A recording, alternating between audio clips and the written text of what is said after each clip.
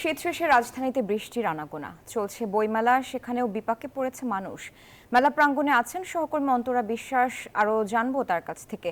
অন্তরা, বইমেলা বৃষ্টির মধ্যে কি পরিস্থিতি জানাবেন, সর্বশেষ খবর সেখানকার।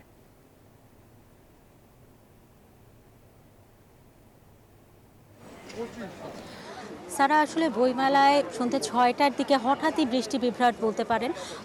তখন তড়িঘড়ি করে এখানে যারা ছিলেন তারা কিন্তু সরে গিয়েছেন, কেউ হয়তো ছাউনির নিচে গিয়েছেন, কেউ হয়তো গিয়েছেন বইমেলার যে স্টলগুলো রয়েছে সেই স্টলগুলোর মধ্যে।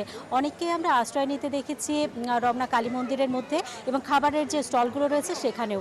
এবং সেই সাথে আপনাকে আরেকটি বিষয় জানতে চাই যে আজকে যখন বইমেলায় বৃষ্টি নামে তার আগে কিন্তু বাংলা একাডেমির পক্ষ থেকে বারবারই ঘোষণা দেওয়া হচ্ছিল যে কিছুক্ষণের মধ্যেই বৃষ্টি নামবে।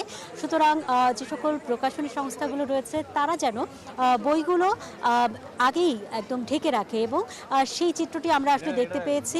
অনেকেই আসলে এই যে বাংলা একাডেমি বারবার করে ঘোষণা দিচ্ছিল তখনই আসলে পলিথিন দিয়ে তাদের বইগুলোকে ঢেকে রাখছিলেন, কিন্তু তারপরেও কিছু কিছু বই ছোটোখাটো আকারে ভিজেছে বটে, কিন্তু আমরা যেটা দেখেছি যে মোটামুটি খুব যে বড় ধরনের সংকটে পড়েছে প্রকাশনী সংস্থাগুলো বা বইগুলো তেমনটি নয়। তবে আমরা যেটি দেখতে পেয়েছি যে বইমেলার মধ্যে যে ধুলোগুলো ছিল বৃষ্টির কারণে ধুলোগুলো সরে গেছে, এখন আর ধুলো নেই, কিন্তু কিছু কিছু জায়গায় কাদা হয়েছে।